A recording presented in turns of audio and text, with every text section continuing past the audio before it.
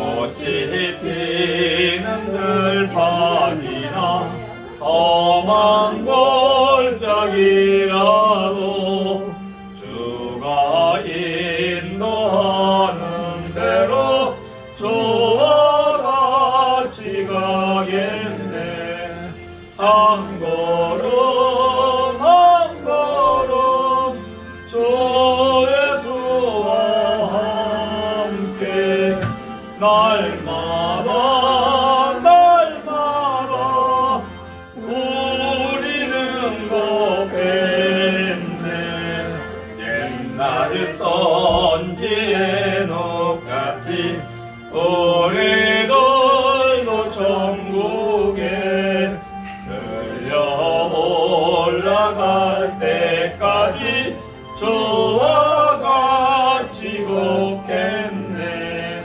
한 걸음 한 걸음 주 예수와 함께 날마다 날마다 우리는 걷겠네.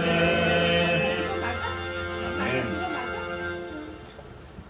429장 시작됩니다. 429장.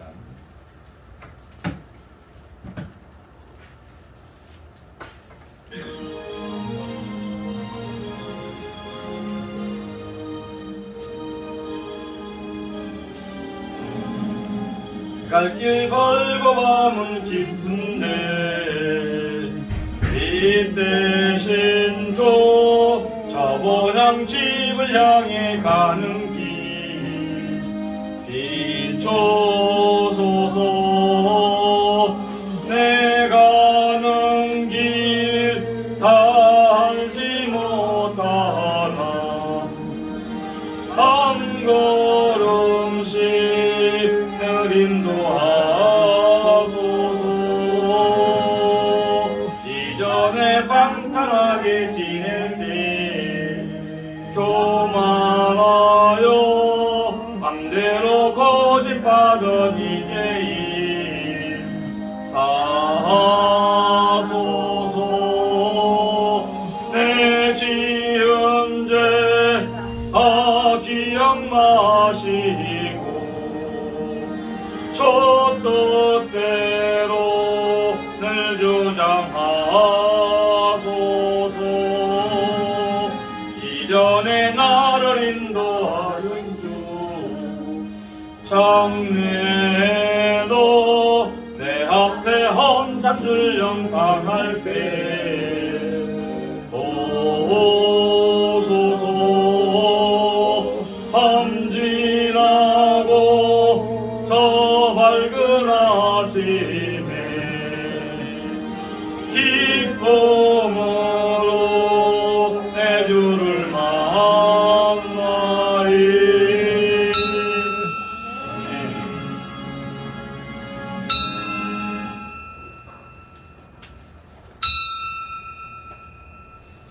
다 같이 묵상 기도 드리심으로 주일 오후 예배 하나님께 드립니다. 다 같이 묵도 드립니다.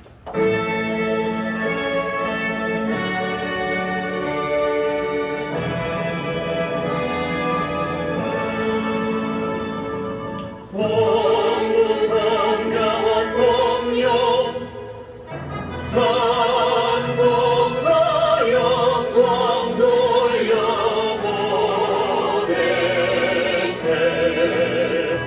대처로 지금까지 영원 노릇하라. 성삼이 내 영광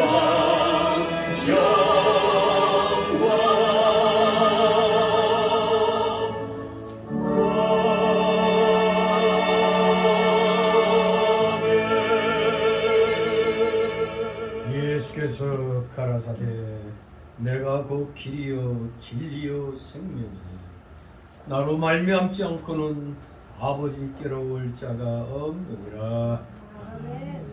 다 같이 사도신경으로 신앙내에 나가게 됩니다.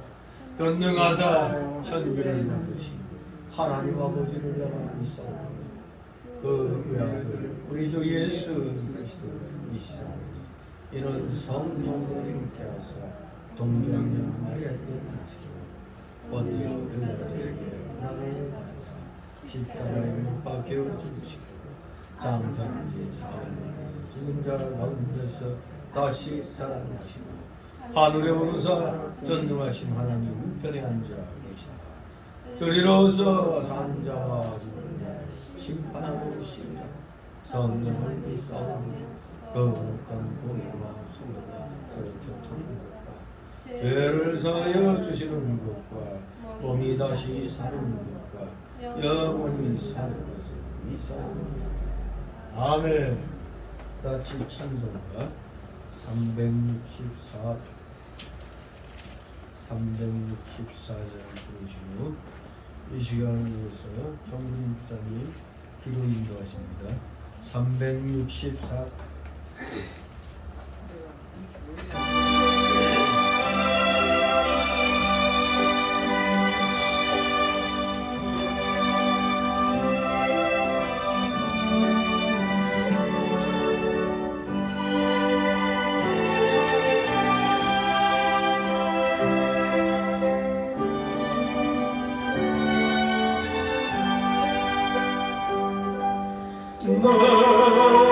너를 가까이 하게하무 십자가 심 같은 고생이나 내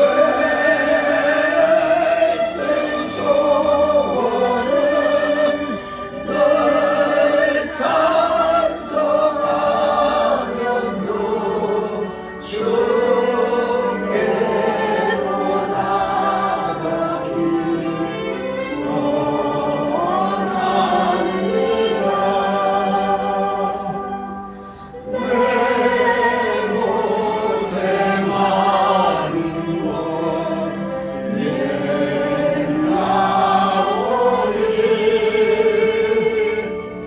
돌베개 메고자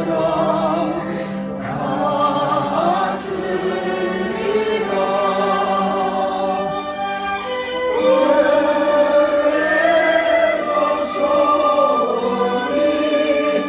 늘 찬송하면서 주께로 나가기 원합니다.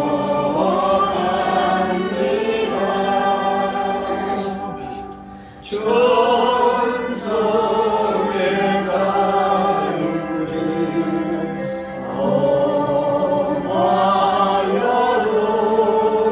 엄하여도 생명을 되나니 은혜로다. 천사의 거룩이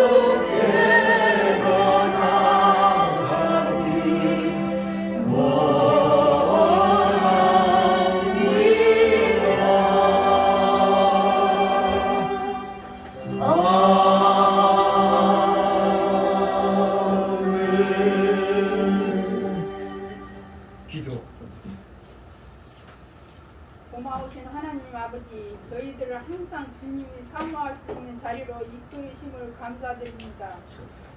더운 날씨로 인하여 마음의 편안을 잃어버리기 쉽고 나태해지기 쉬운 계절입니다. 사탄 마귀는 이런 기회를 절대로 놓치지 않는다는 사실을 기억하여 저희 모두가 영적인 게으름에 빠지지 않도록 깨어있게 하옵소서. 날씨를 탓하면 주님의 자녀된 본분을 망각하지 않게 하여 주시고 저희 각자에게 맡겨진 신앙의 본분을 잘 지켜 행할 수 있게 하옵소서.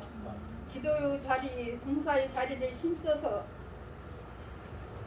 찾을 수 있게 하시고 한결같은 모습으로 주님의 기쁘게 할 수 있게 하옵소서. 주님 장마로 인해 많은 피해가 발생하고 땀 흘려 가꾼 농작물이 물에 잠기는가 하면 가옥이 침수되고 인명피해까지 발생한 이런 안타까운 일들이 더 이상 생기지 않게 보호하여 주시고 자연을 주관하시는 주님의 손길을 느끼며 감사로 나아가게 하옵소서. 우리 성원교회가 하나님 뜻을 이루 나가는 교회 되게 하시고 늘 주님의 말씀에 거하는 성도 되게 하여 주시옵소서. 이 시간 말씀을 듣기를 원합니다. 우리의 마음의 문을 열어주시고 들을 길을 열어주셔서 한 말씀도 땅에 떨어지지 않게 하시고 말씀 잘 받아 주님의 뜻과 섭리를 깨달아 알게 하시고 늘 순종하여 행동해 나가는 우리 성교회 성도들 다 되게 인도하여 주시옵소서.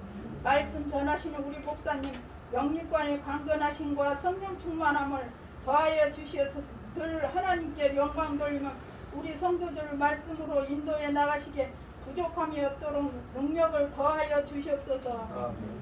우리에게 주의를 허락하여 주시고 오전에서 이어 오후 시간에도 주님께 예배드리게 하시니 감사드립니다. 몸과 마음과 정성을 다하여 드리는 시간 되게 하옵소서. 전해진 말씀을 통하여 우리들이 갈급한 심령이 새롭게 하옵시고 말씀을 지켜나가는 성도들 가정에 영육간의 풍성한 삶을 누릴 수 있도록 은혜 베풀어 주시옵소서. 이 시간 구하지 못한 것까지도 주님 아시오니 우리 성교의 부족한 부분을 주님 채워 주시옵소서. 날 구원하신 예수 그리스도 이름으로 기도드리옵나이다. 아멘. 네, 감사합니다. 이 시간 하나님께 은혜 나눌 말씀 우리 같이 보도록 합니다. 신약 성경 사도행전 20장 28절 말씀 우리 같이 한 목소리로 읽도록 합니다. 사도행전 20장 28절 말씀 20장 28절 말씀. 자, 우리 28절 읽습니다. 시작. 너희는 자기를 위하여 또는 온 양떼를 위하여 삼가라. 성령이 저들 가운데 너희로 감독자를 삼고 하나님이 자기 피로 사신 교회를 치게 하셨느니라. 아멘. 자기 피로 사신 교회를 치게 하셨느니라. 피로 사신 교회란 제목으로 우리 함께 은혜를 나누도록 하겠습니다. 이 사도 바울은 이 밀레도에서 에베소 교회의 장로들을 청하여 고별 설교를 하였습니다. 물론 바울 사도의 세 차례의 전도 설교와 5차례의 기독교 변증에서 바울은 비그리스도인들을 대상으로 말했습니다만 오늘 이 본문의 설교 내용은 바로 기독교인들을 대상으로 하고 있습니다. 이 시간에 28절 말씀 한 절을 이렇게 찝어서 이렇게 이 말씀을 통해서 전체를 떠우리는 살펴보도록 하겠습니다. 세 차례의 전도 설교와 사도행전에 보면은 13장 16절에서 41절까지의 한 차례 설교가 있고 또 14장 15절 17절에 두 번째 전도 설교, 17장 22절 31절에 세 번째 전도 설교가 있었고 그 5차례의 기독교 변증이 기독교에 대해서 변화한 내용이 이제 22장에서 26장까지 이 5차례의 기독교에 대한 변증이 있었습니다.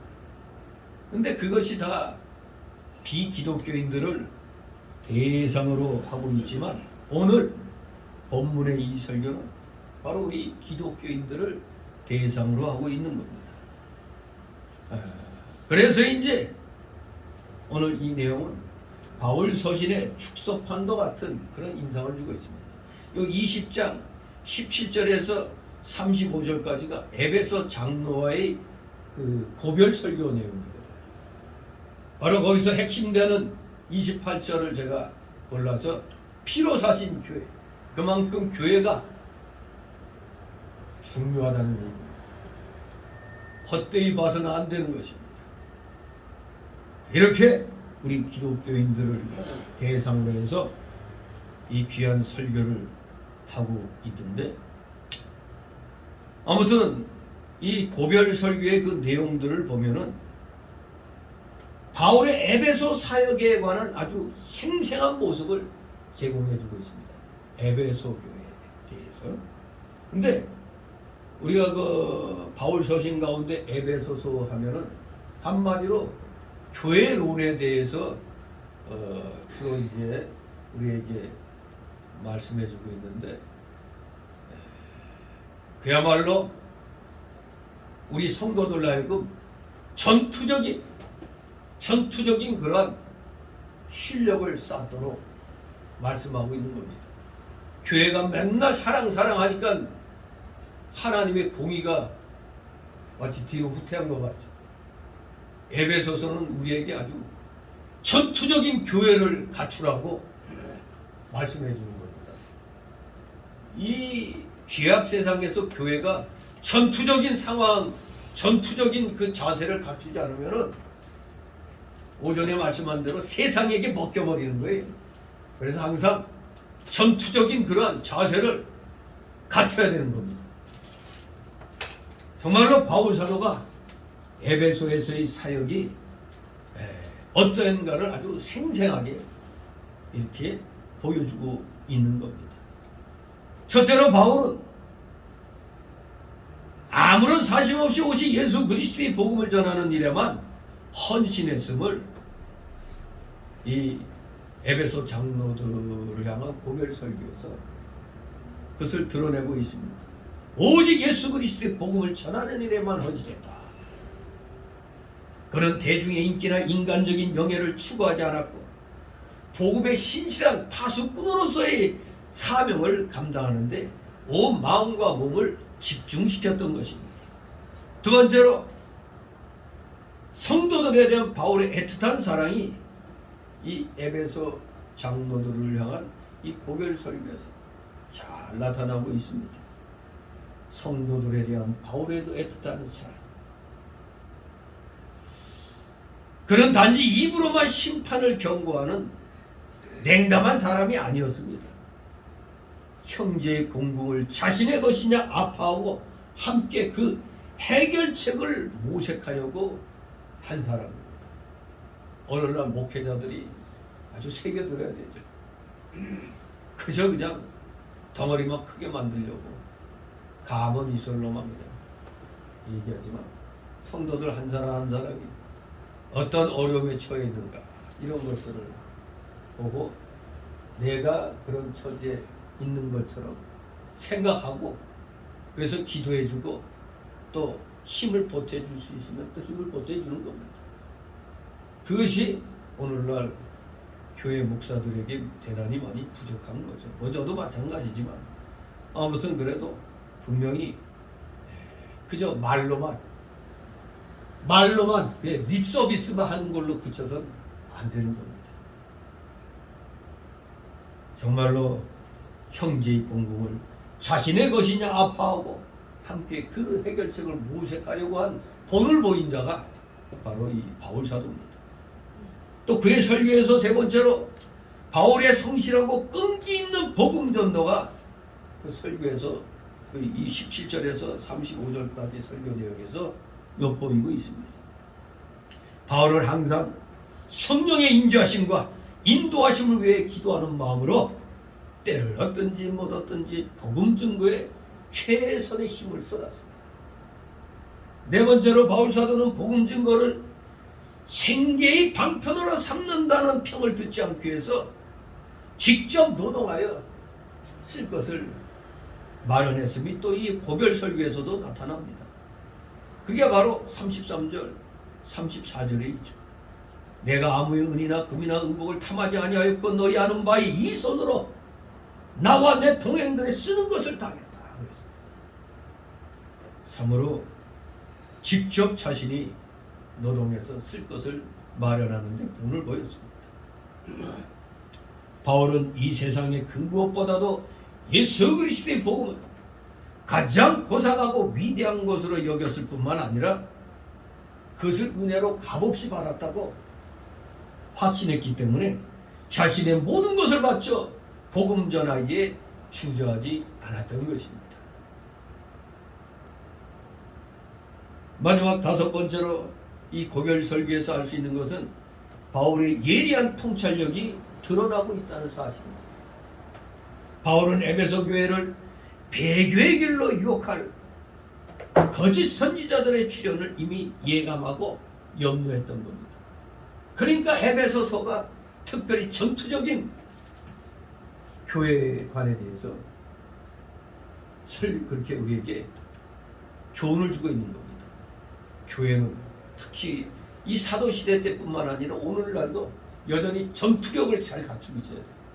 싸울 줄 알 때 싸워야 된다 이겁니다. 무조건 사랑 타령만 하고 끝나는 게 아닙니다. 싸울 때 싸워야 되는 겁니다. 배교의 길로 유혹할 거짓 선지자들의 출현을 미리 예감하고 염려했던 겁니다. 물론 이러한 염려는 에베소 교회만을 향해서 있었던 것만은 아닙니다. 자신이 설립한 모든 교회에 대한 것이었다고 볼 수가 있습니다. 배교에 대하여 확실한 전투력을 갖추는 겁니다.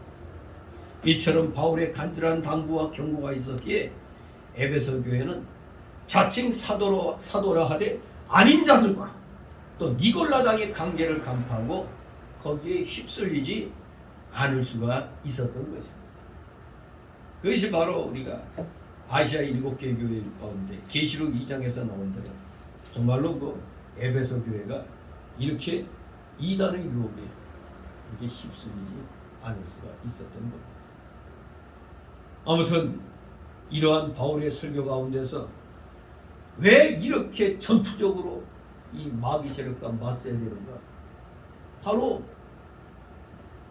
피로 사신 교회이기 때문에 그런 것입니다. 주님의 피로 사신 교회이기 때문에 우리가 전심전력을 다하여 지켜나가야 된다 이겁니다.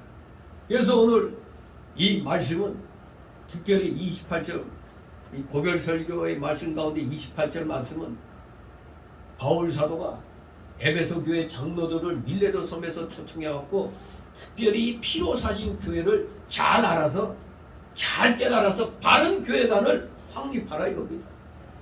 그래야 바른 충성이 있게 된다는 걸 권면한 내용입니다. 전통 사본에 보면 28절에 그러므로 너희는 자기를 위하여 그러므로 이렇게 앞에 내용과 연결돼 가지고 그러므로 위에 얘기한 모든 것들이 바로 이러이러한 것으로 귀결된다 얘기입니다. 그러므로 너희는 자기 피로 사신 교회를 잘 치라 이거입니다. 교회는 이렇게 주 하나님이신 예수 그리스도께서 자신의 피로 사신 교회입니다. 자신의 피. 피는 신명기 12장 23절 보면은 피는 생명의 근원입니다. 생명을 상징합니다. 그리고 우리가 아는 대로 구약의 모든 희생 제물의 피는 뭐를 상징하고 있죠? 인류의 죄악을 대속하기 위해 흘리신 예수 그리스도의 피를 상징하는 것이라고 구약의 그 제물 제사의 그 모든 희생의 피가 바로 예수 그리스도의 피를 상징하는 것임을 우리는 분명하게 우리는 깨닫고 있죠. 아담 안에 있는 모든 사람들은 죄의 삭신 사망에 처해 있는 것입니다. 죄의 삭신 사망. 로마서 6장 23절. 따라서 그들이 사망에서 벗어나기 위해서는 그들의 죄값인 사망을 대신 지불할 다른 방도가 반드시 있어야 하는 것입니다. 이 하나님께서는 흠없고 순전한 어린 양 같으신 예수 그리스도를 보내사 화목제물로 삼으신 것. 그러므로 이를 믿는 자들에게 영생을 허락하신 것임을 요한복음 3장 16절, 베드로전서 1장 19절, 요한일서 4장 10절에서 분명히 밝히고 있는 겁니다. 이를 믿는 자들에게 영생이 있느니라. 여러분들은 예수 그리스도를 믿음으로 이미 영생을 선물로 받았습니다. 얼마나 감사한 일입니다. 다시 말해서 모든 성도는 그리스도의 피로 사신 바 된 새 생명들이므로 그 무한하신 은총을 감사하며 항상 찬양하는 마음으로 그리스도 앞에 자신을 복종시켜 나가야 할 것입니다. 28절의 이 교회, 여러분들이 귀에 익숙하죠. 에클레시아. 이 단어는 그저 단순히 지역적인 그런 지역적인 어떤 의미에서만이 아니라, 의미에서 그런 교회가 아니라 보편적이고 불가시적인 교회를 가리키는 겁니다. 저 우주적인 교회, 이 세상에 불가시적인 교회는 하나밖에 없죠. 예수 그리스도를 머리로 하는 그 교회는 하나밖에 없어요. 그러나 가시적인 교회는 수도 없이 많죠. 우리 대한민국의 요 관악구에서만 봐도 교회가 얼마나 많아요. 요 지역만 봐도 큰 교회들이 5, 60년 이상 된 교회들이 여러 교회들이 있잖아요. 가시적인 교회는 많으나 불가시적인 교회는 하나밖에 없는 겁니다. 여기서 말하는 교회는 바로 우주적인 교회를 말하는 겁니다. 보편적이고 불가시적인 교회 하나밖에 없는 것입니다. 즉 교회 건물이 아니라 하나님의 은총을 받아 구원받은 공동체가 진정한 의미에서의 교회인 것입니다. 이 예배당은 그냥 구원받은 사람들이 눈비 피하고 눈비 바람 피해가지고 하나님과의 좀 더 좋은 그런 상황에서 예배드리기 위한 장소로 필요한 것입니다. 중요한 건 바로 구원받은 여러분이 바로 교회인 것입니다. 여러분이 진정한 성전입니다. 바로 여러분이 모인 게 공동체예요. 이게 진정한 의미에서의 주님이 피로 사신 교회가 되는 겁니다. 그러니 주님의 핏값은 계산이 돼야 안 돼요. 계산할 수가 없죠. 계산이 안 됩니다. 여기에 성도들 향한 하나님의 사랑의 크심과 하나님이 보화로 여기시는 성도들의 가치가 얼마나 크다는 것을 알 수가 있는 겁니다. 피로 사신 교회. 교회는 이와 같이 하나님께서 친히 펴가시고 구원하신 교회이며 하나님께서 설립하시고 하나님께서 소유하시고 다스리는 교회입니다. 그러니 교회는 이 세상의 모든 교회들은 누구 거? 하나님 겁니다. 어느 목사 거가 아닙니다. 내가 개척했으니까 내가 내 돈 내고 그거 했으니까 내 교회다. 그게 아닙니다. 어제 그 의정부의 그 정상도 목사가 전화 와가지고 나보고 후임 정했네. 에? 이 작은 교회 뭐 후임이 누가 오고 가서. 아무튼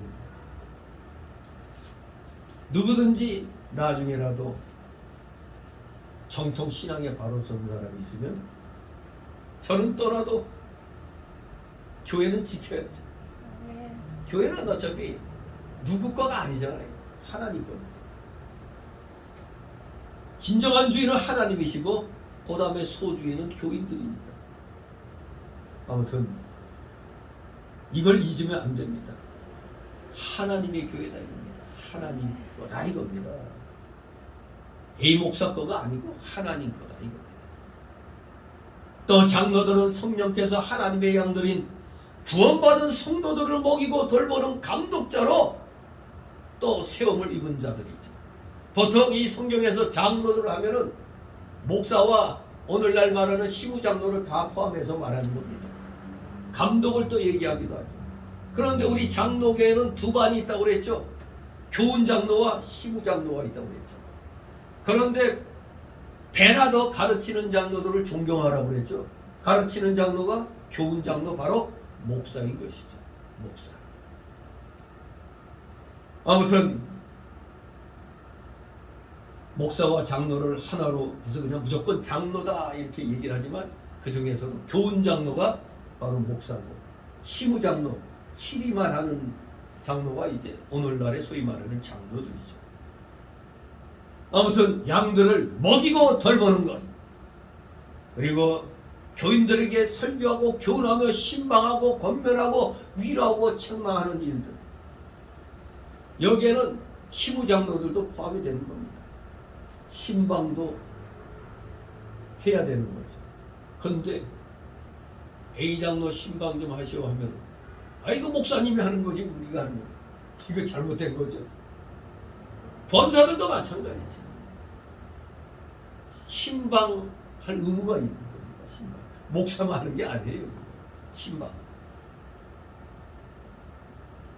오늘날 이놈의 코로나 핑계로 그냥 지금 우리가 구역예배 집집마다 돌아다니면서 못하는데 혹시라도 시험 들까봐 그러는 거죠. 이게 이웃도 그렇고 아직까지는 이게 우리 국민들 마음이 아직 코로나에 대한 이 좀 뭔가 선입견이 좀 안 좋죠 지금. 아무튼 이게 우리나라가 언제부터 이렇게 됐는지 이 정치 방역이 시작되면서부터 국민들 상호간에 아주 그냥 험악해졌잖아요.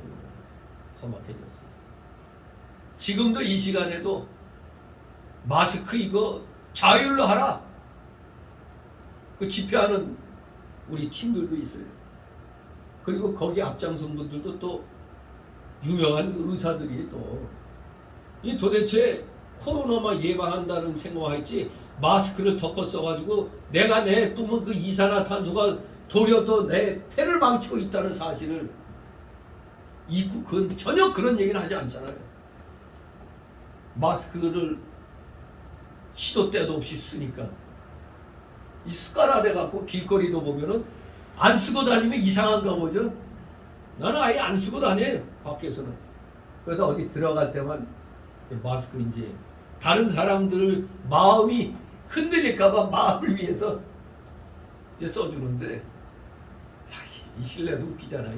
식당도 다 마스크 벗고 먹으면서 뭐 또 아무튼 오늘날 우리가 이놈의 코로나 때문에 신방도 못하고 뭐 이러는데 아무튼 장로 권사들도 돌보는 거는 의무입니다. 의무. 그러나 먹이는 것은 먹이고 돌보는 일은 이제 목회자가 주가 되는 거죠. 특히 먹이는 일, 가르치는 일. 아무튼 말씀으로 권면하고 위로하고 책망하는 일을 목회자가 바로 해야 교인이 살아가는 것입니다. 그렇기 때문에 장로들은 자신을 위해서 그리고 온 양떼를 위해서 조심해야 된다는 겁니다. 그래서 그들은 먼저 말씀에 대한 바른 지식과 바른 믿음, 바른 인격과 바른 삶을 소유해야 되는 겁니다. 특히 그 중에서도 바른 말씀에 대한 이 정리가 잘 돼 있어야죠. 말씀을 바로 알지 못하면은 다 무너지는 겁니다. 우리 자유주의 목사들 보면 인간적으로 볼 때 인격이 좋다고 그러죠. 자유주의 목사들. 성경 말씀에 대해서 잘 연구를 안 하니까 모든 걸 인간적으로 생각하니까 아주 부들부들하고 원만하잖아요. 그러니까 대우받고 인격이 좋은 목사로 얘기되죠. 그런데 진리를 바르게 선포하는 목회자는 오전에 말씀드린 대로 뭐가 나가지고 상처 주기도 하죠. 책망을 하다 보니까. 그러나 어느 것을 하나님이 맡기셨는가를 알아야 돼요. 위로해주고 권면해주고만 하는 게 아니고 책망까지 해야 된다는 사실. 죄에 대해서 지적하고 깨닫게 해줘야 되는 겁니다. 그래서 고치게 해줘야 되는 거예요. 근데 우리 사람은 이 옛사람의 속성이 바른 말도 자꾸 들으면 싫죠. 듣기 싫어요. 이런 부패성이 있으니까 목사들도 힘든 거죠. 또 이런 말 하면 또 싫다고 또 교회 안 나올까봐 못하고, 그렇다고 맨날 부들부들한 말만, 부드러운 양식만 먹이니까 이것도 그냥 개판되는 거죠. 한번 회립바람 불면은 싹 다 떨어지는 거. 아무튼 목회자와 장로 권사들은 먼저 바른 지식과 바른 믿음, 바른 인격, 바른 삶을 소유하도록 힘을 써야 됩니다. 그들은 다 양들에게 본이 되어야 됩니다. 그래야 잘 돌볼 수 있죠. 근데 우리가 제대로 이런 걸 못 갖추고 뭐 한다면은 뭐라고 그렇게 해요? 유명한 대사 나오죠. 너나 잘하세요. 너나 잘하세요. 그러죠. 너나 잘하세요. 근데 목회자들 눈에는 교인들이 어떻게 보일까요? 교인들이 미우새예요, 미우새. 미우새가 뭔 뜻이에요? 아미새. 아미새가 뭐죠? 아름답고 미운 사람, 미운 새. 아름답고 미운 새. 그 가수 현철이가 아미새 할 때나 새가 그런 종류의 새가 있는 줄 알고 사전을 찾아봤어. 아미새가 어떤 새가 했더니 알고 봤더니 아름답고 미운 새를 죽인 말이 아미새야. 이 사랑하는 연인들 간에 이제 막 사랑의 갈등이 있을 때, 예? 보고 싶어 만나면 또 그냥 싸우고 막 이런 거. 그래서 아미새라고 그런 거예요. 근데 교인들이, 목사들이 볼 때는 아미새죠, 아미새. 아미새. 아무튼 목회자들은 교인들에게, 양들에게 본이 되어야 되고, 또 양들도 목회자를 따라서 올바른 믿음을 가지고 올바른 신앙 지식 가지고 바르게 살려고 힘을 써야 되겠습니다. 자신들이 범죄하면 양들을 바르게 가르치고 인도할 수가 없잖아요. 온갖 죄를 지으면서 교인들 보면, 이번에 또 뭐, 이건 아니구나, 선교사. 선교사 탄을 쓰고 막 양녀를 갖다 그냥 또 성폭행하고 막 그게 또 있는데, 알고 봤더니 선교사라고 그래서 한번 찾아봤더니 선교사는 아니고 부인이 여자 목사고 남편이 그 장로라고 하는 사람인데, 그러니까 무슨 요양원인가 뭐 그걸 하는데, 그 뭐 양녀로 삼았던 거예요. 근데 약간 지체 장애가 있었던 거예요. 결국 이제 도망쳐 나와가지고 그 인권단체 얘기해서 그걸 했다는데, 이렇게 남들 앞에 아주 거룩한 척 하면서 이런 짓을 하면은 안 되는 거죠. 그런 사람들은 절대 양들을 바르게 가르치고 바르게 인도할 수가 없잖아요. 그래서 베드로는 장로들에게 베드로전서 5장 3절에 보면 뭐 하라고요? 양무리의 본이 되라고 했습니다. 중직자들 역시 양무리의 본이 돼야 돼요. 목회자만 그래서는 안 되고 교회를 같이 아론과 불과 같이 이끌어 나가니까 같이 양무리의 본이 되도록 해야 되는 겁니다.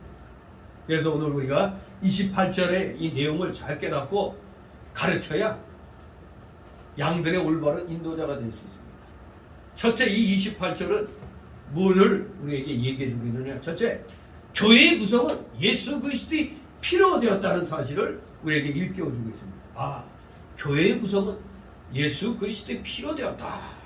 두 번째로 우리에게 알려주는 것은 피로 사신 교회이기에 하나님의 전적인 보호와 인도가 있었다는 것을 우리에게 교훈해 주고 있습니다.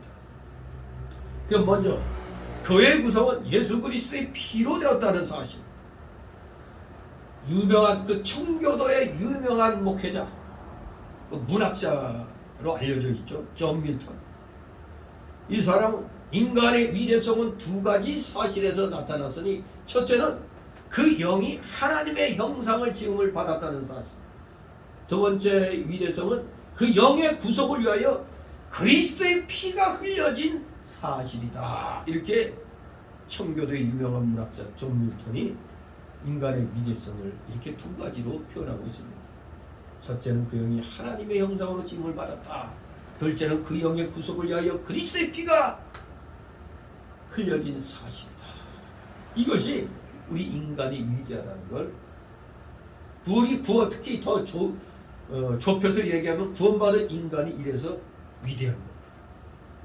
성도 한 사람 한 사람이 하나님의 몸된 교회의 구속요원이 되어진 것은 세상에서 귀하다는 금이나 은으로 된 것이 아니라 베드로전서 1장 18, 19절 말씀대로 오직 예수 그리스도의 보혈로 된 것입니다. 우리 베드로전서 1장 18, 19절 우리 같이 한번 읽어보도록 하겠습니다. 베드로전서 1장 18절 19절 페이지 수로 378쪽입니다. 신약성경 18절 19절 우리 한 목소리 읽습니다. 시작.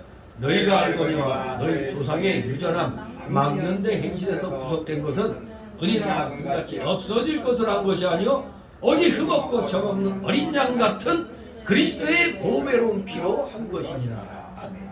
그리스도의 보배로운 피로 했다. 진실로 이 놀라운 사실. 그렇기 때문에 우리는 이 교회를 귀하게 여겨야 됩니다. 디모데전서 3장 14절 15절에 보면 내가 속히 네게 가기를 바라라.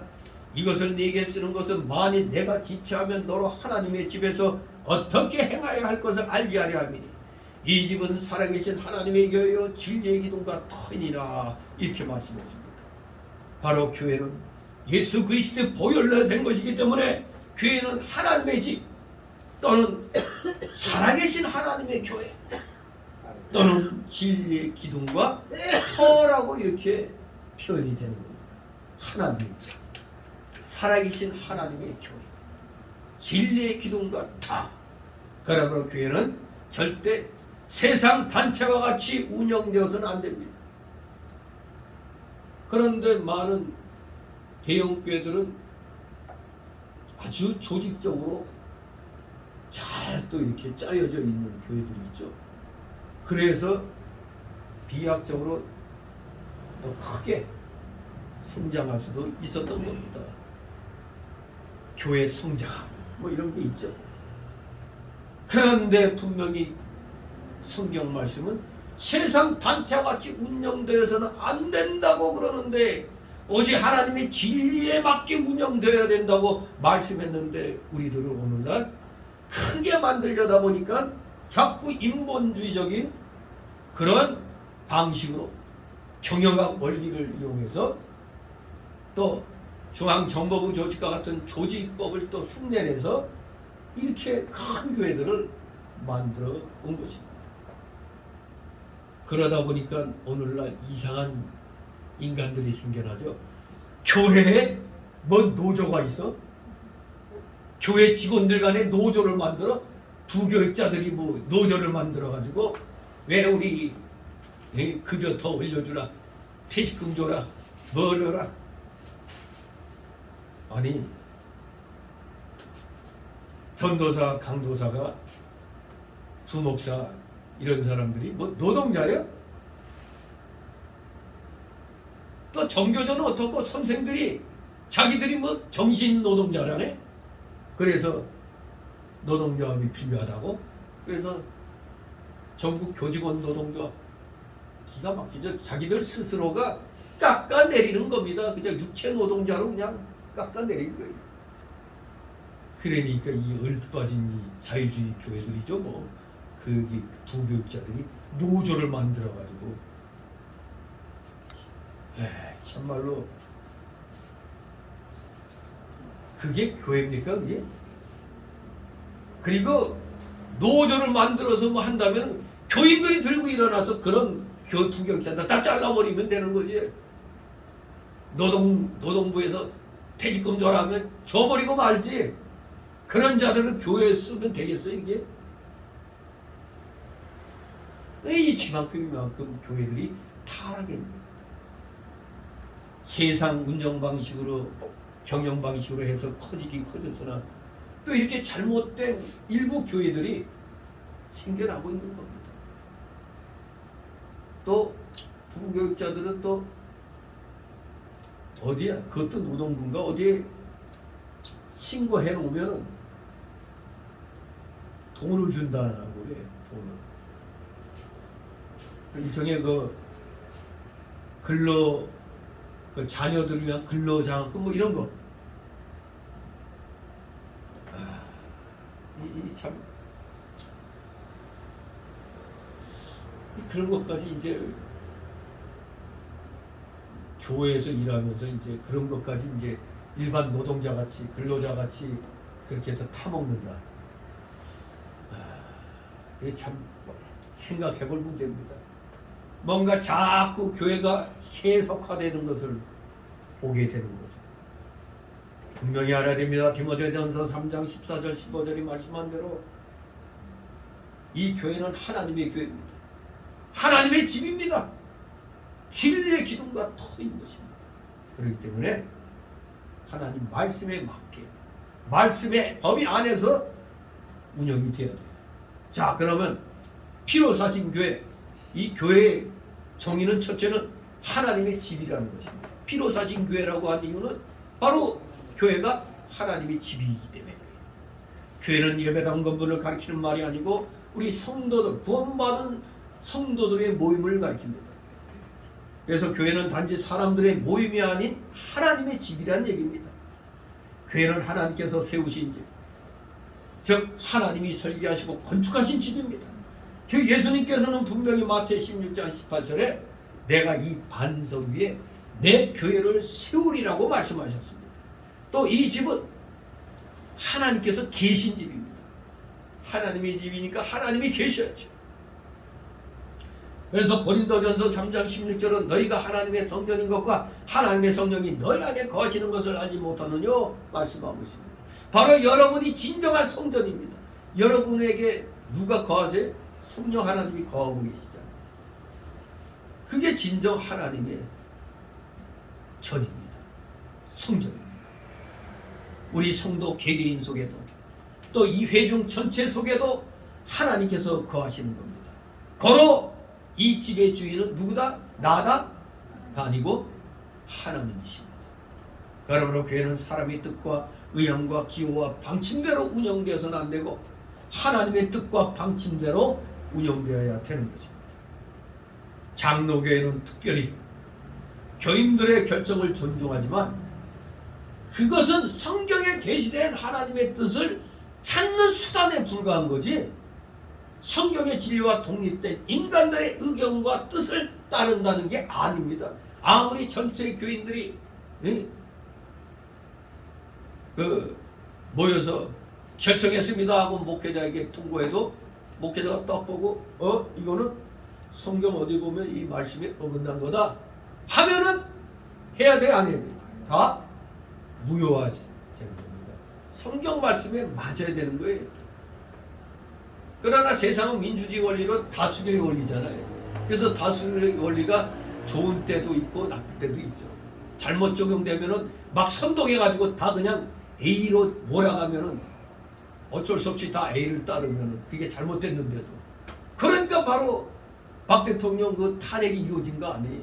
거짓 선동에 이게 우리 국민들의 뜻이다 하니까 근데 이번에 대법원에서 그 박근혜 대통령이 그 억울함이 드디어 무죄로 그 선언됐잖아요. 얼마나 거짓 선동으로 국민들을 몰아가가지고 모두 거기에 해가지고 했잖아요. 정말로 대한민국 역사에서 정말로 억울한 너무너무 억울한 대통령이 우리나라 최초의 여자 대통령이 박근혜 대통령이 그 어리석은 다중의 선동에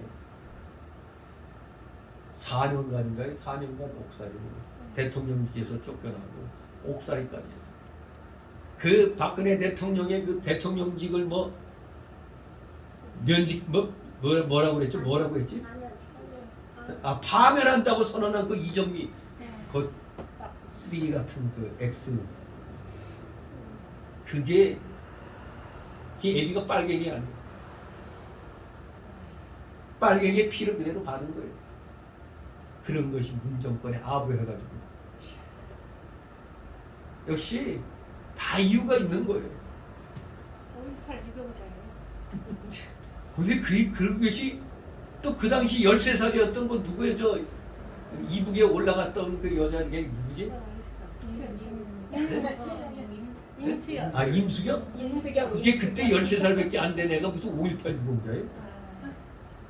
보니까 김재동이도 5.18 유공자로 올라가 있는 것 같던데. 네. 아이 참. 그 돈들이. 아 진짜 화가 나죠? 우리도 5.18 유공자 되는 방법이 있잖아요. 서로 짜가지고 그때 경찰한테 맞았다.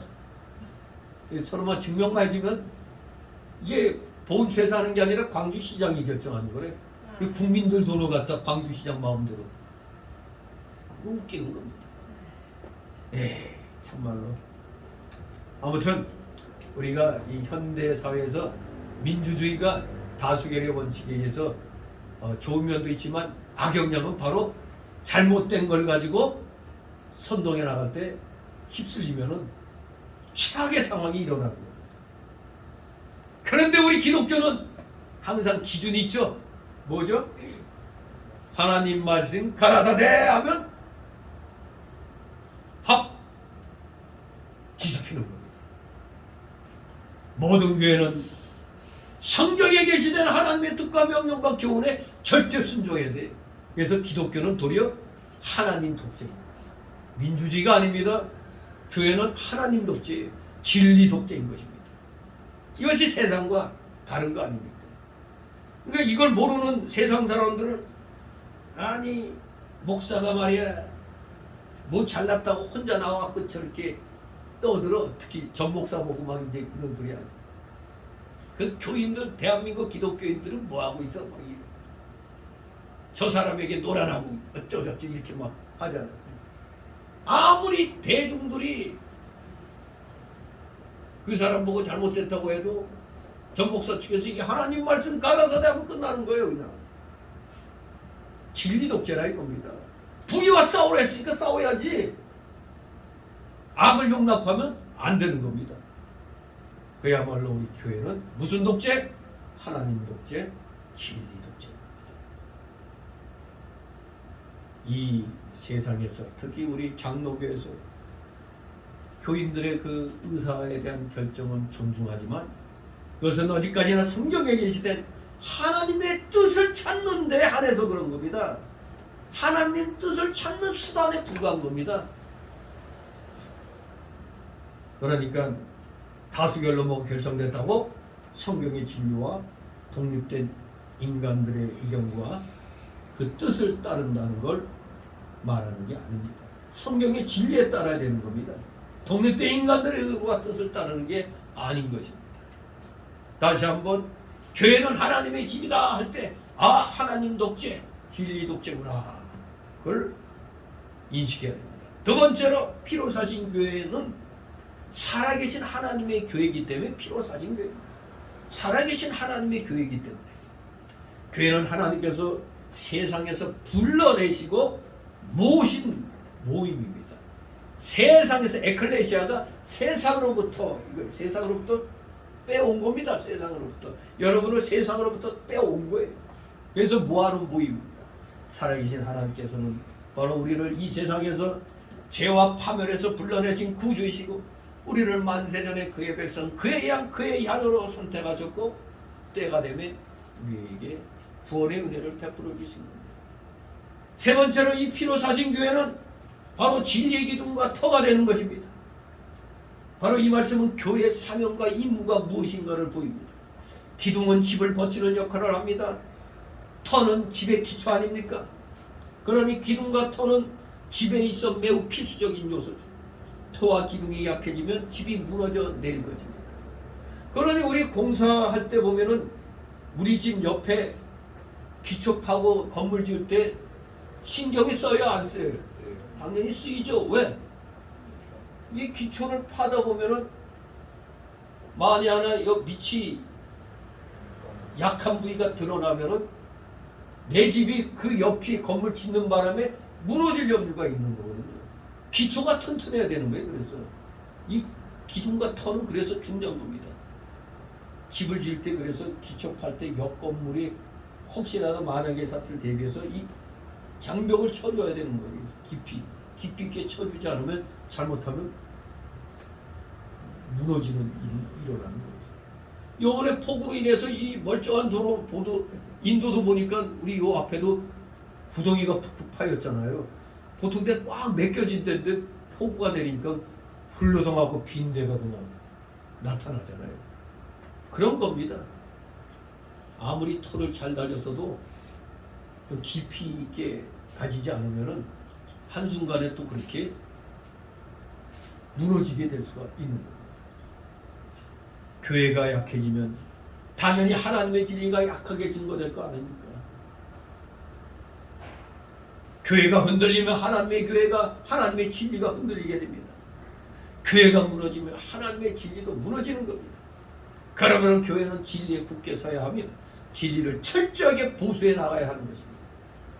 교회는 하나님의 진리인 신구약 성경 66권의 말씀을 조금 더 양보하거나 가감하지 말고 다 믿고 소망하며 실천해야 되고 다 충실하게 선포하며 가르쳐야 돼요. 이 성경 66권의 이 진리의 말씀은 하나도 빼놓을 수가 없는 겁니다.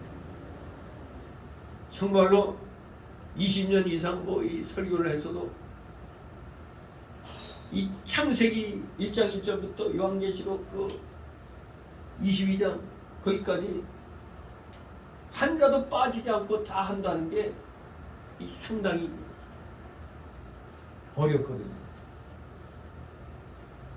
그래도 저는 강의 설교를 하다 보니까 거의 빼먹지 않고 신약 성경 같은 게 여러 번 되풀이 되고 또 구약 성경에서도 모세 오경 같은 것도 몇 번 이렇게 돌아가고 몇 번 돌아가지 않은 건 딱 시편이에요.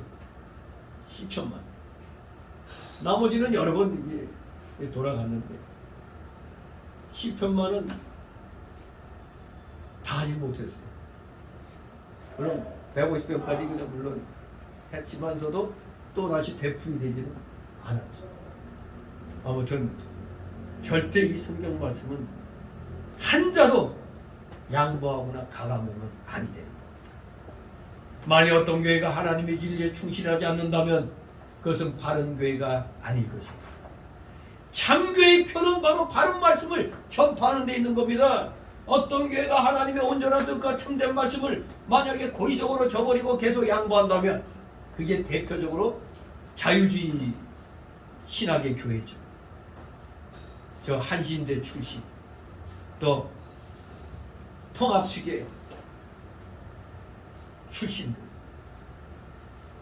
마침내 그것은 옛날 이스라엘 백성처럼 배교적인 교회가 되고 말 것입니다.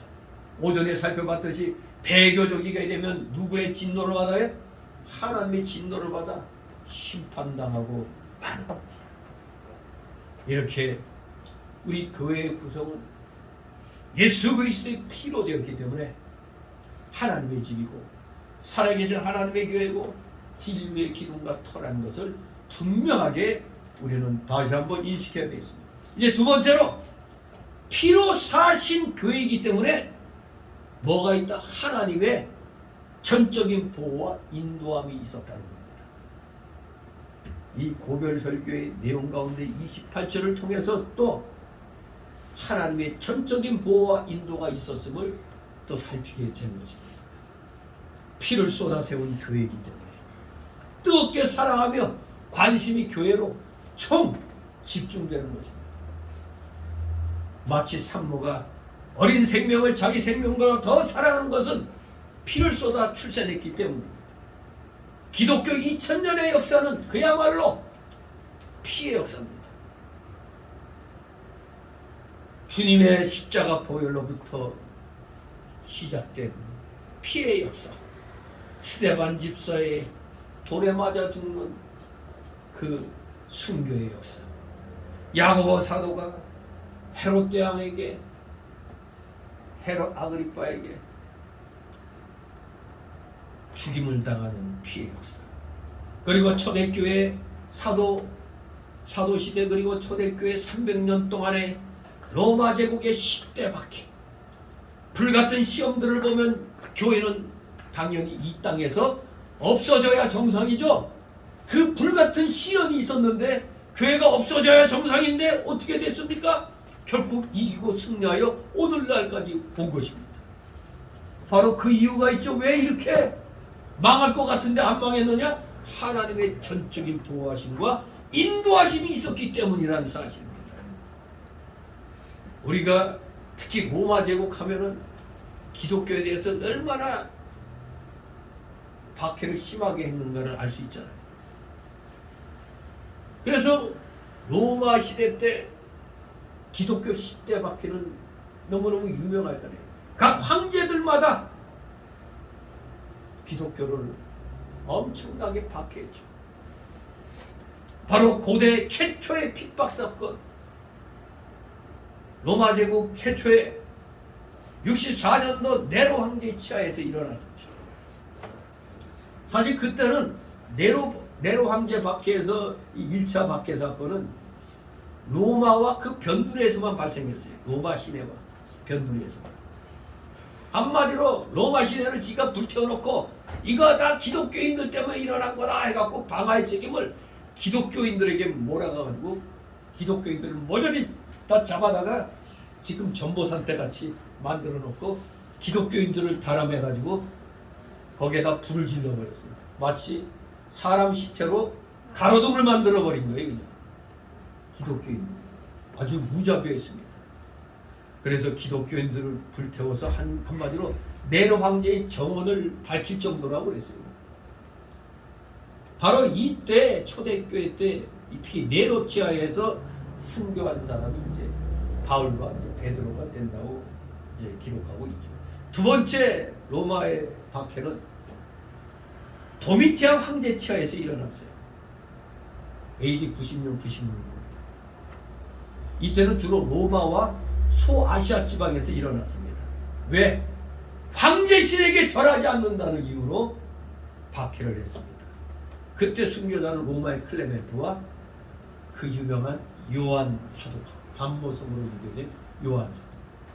그때 요한이 구절에 의하면은 왜 다른 사도들처럼 그 목배임 당하거나 이렇게 순교하지 않고 반모성으로 유배갔느냐?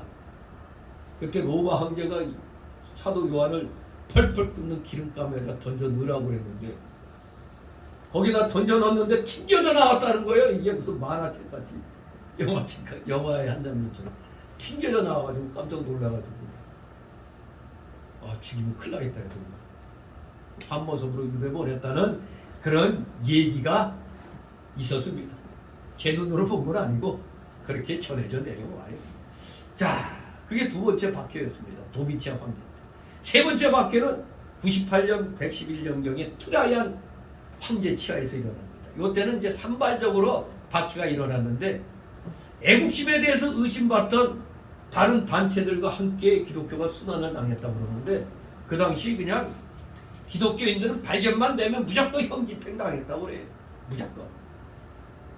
그만큼 또 쉽게 발각되지 않은 것이죠.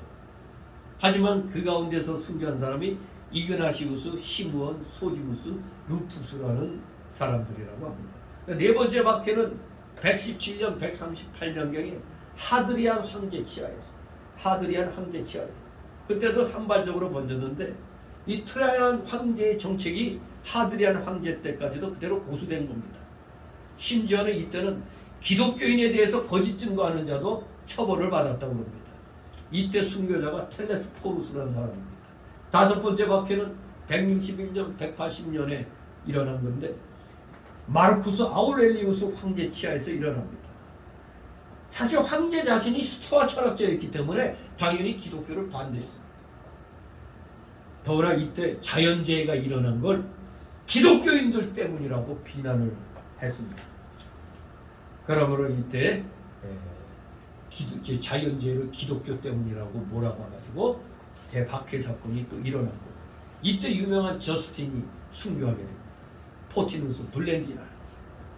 여섯 번째 박해는 202년, 211년에 septimus 세베루스 황제 치하에서 일어났어요. 이때는 아예 기독교로의 개종이 금지됐어요. 기독교로 개종이 금지됐습니다. 이때 주요 순교자는 레오디나스, 이레니우스, 페루테투아가 순교했죠. 일곱 번째 박해는 235년, 236년에 그 유명한 막시무스, 트레스 출신의 막시무스 황제 때 일어난 겁니다. 이 사람이 그때 기독교의 성직자는 다 처형하라 명령을 내린 겁니다. 왜 그러냐면 사회 상황이 그때 전임 황제가 암살당했다는 겁니다. 근데 암살한 배후에 기독교인들이 있었다는 거예요. 암살당했던 이게 거꾸로 얘기구나. 이 기독교인들이 그때 전임 황제가 암살을 당했는데 그 전임 황제를 지지했다는 이유로 박해를 받은 겁니다. 그러니까 이 트레스 출신의 막시미누스는 전임 황제하고 이런 관계였던 거죠. 그런데 그런 사람을 지지하니까 기독교인들 쳐라 해버린 겁니다. 이때 우르술라와 히폴리투스가 순교했다고 합니다. 여덟 번째 박해는 249년, 251년에 데큐스 황제 치하에서 일어났습니다. 이때 여덟 번째 박해가 일어난 이때 전국적으로 처음으로 로마 제국 전역으로 이 박해가 일어났다고 합니다. 그래서 황제신 외에 어떤 신에게도 경배하면 안 된다. 그러면서 이교주의로의 그 복귀, 이교주의로의 열정적인 복귀가 결국 기독교를 박멸시키고자 한 겁니다. 이교도들이 봤을 때 기독교는 자기들의 철천지 원수죠. 그러니까 기독교를 박멸하고자 했던 겁니다. 이때 순교자가 파비아누스, 예루살렘의 알렉산더, 이들이 순교를 했습니다. 아홉 번째 박해는 257년, 260년에 발레리안 황제 치하에서 일어났습니다. 이때는 아예 기독교인의 재산까지 압수해버렸어요. 그리고 절대 기독교인들 집회 못하게 금지를 시켰습니다. 이때 순교한 자가 그 유명한 오리겐, 키프리안, 식스투스 2세가 이때 순교했습니다. 이제 로마의 마지막 그 10대 박해가, 10번째 박해가 303년, 311년에 디오클레티안 갈레리우스 황제 치하에서 일어납니다. 요때가 아주 최악의 박해 시기라고 그래요. 10번째 박해 사건이 최악의 박해 시기라고 합니다. 막 교회들은 무너지고 성경이 불태워집니다. 마치 그 시진핑이 치하에서 교회 그냥 십자가가 뜯기고 그냥 교회가 무너지고 하는 거 화면으로 봤잖아요. 바로 제가 그 직전에 중국의 그 신학교 뭐 가르치러 갔다가 그런 일이 일어나기 직전에 그냥 아슬아슬하게 왔죠. 그때 중국 가가지고 학생들 가르칠 때 호랑이 아가리에 들어가서 가르쳤죠. 왜? 공산당 간부들의 그 휴양소에 가서, 휴양소, 공산당 간부들 그때 공산당이 기독교 지금 막 잡으려고 하고 있을 때 우리는 그 간부들 휴양소에 들어가가지고 거기서 그냥 학생들 공부 가르쳤단 말이에요. 묘하죠? 아이러니컬하죠? 아무튼 이 10번째 디오클레티안 갈레리우스 황제 때 어마어마하게 치열하게 아주 최악의 그런 박해가 일어난 겁니다. 모든 기독교인의 권리가 정지되고 기독교인은 이교 신에 대한 희생제물이 됐다고 해요. 아, 지독한 거죠.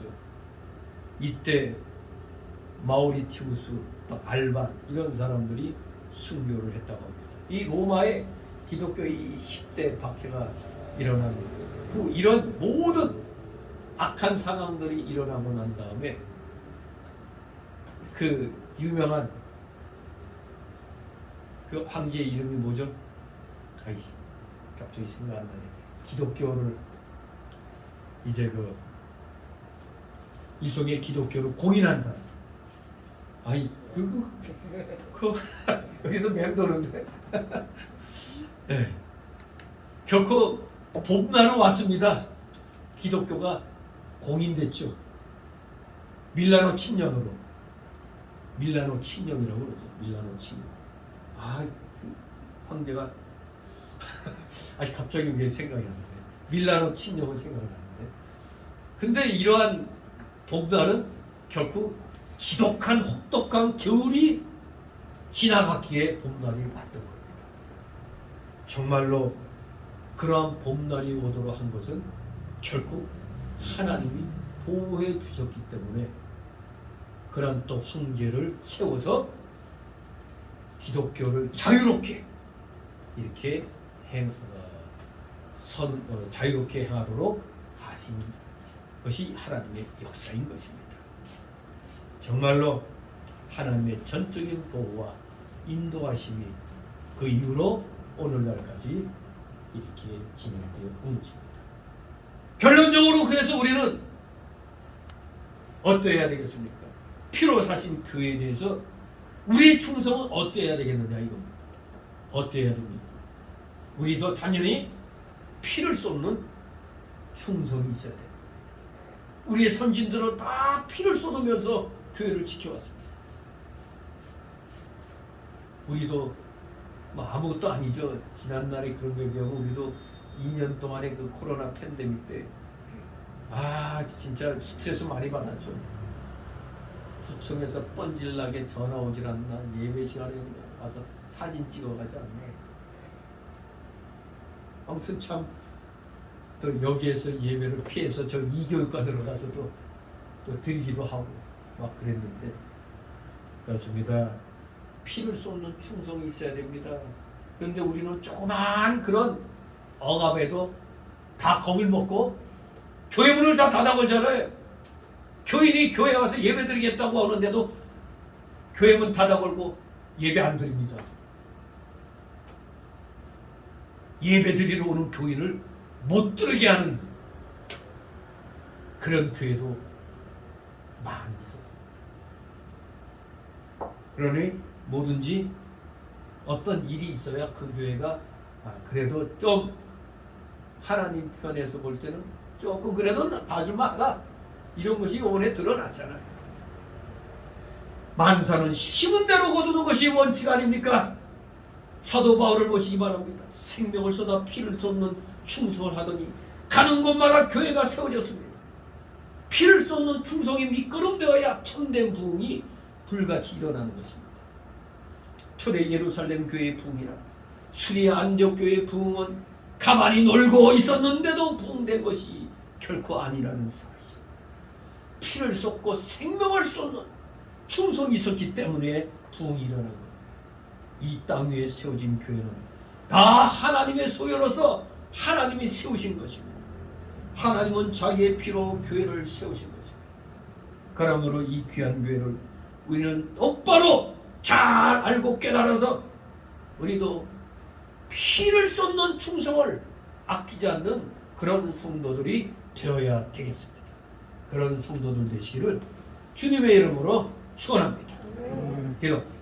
거룩하신 하나님 아버지, 은혜를 감사드립니다. 사랑하시는 자녀들, 오늘 오후 시간을 통하여 다시 한번 우리가 섬기는 교회가 하나님이 피를 쏟아 세우신 교회라는 것을 다시 한번 마음판에 새기면서 몸된 교회를 향하여 충성을 다짐하고 결심하는 또한 이 귀한 시간 되게 하여 주시옵소서. 진실로 말씀대로 몸된 교회를 위하여 아끼지 아니하고 충성을 하는 진실된 믿음의 자녀들, 믿음의 일꾼들 다 되게 하여 주시옵소서. 감사드립니다. 예수 그리스도의 이름으로 기도드리옵나이다. 아멘. 다 같이 찬송